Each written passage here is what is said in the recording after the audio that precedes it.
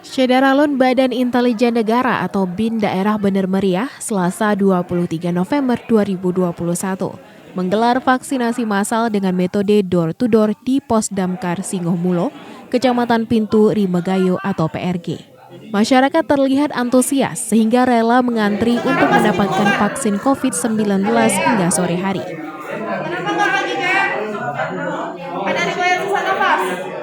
Badan Intelijen Negara menargetkan vaksinasi di Bener Meriah harus mencapai 70% hingga Desember 2021, sehingga tercapai herd immunity atau kekebalan kelompok di kabupaten ini.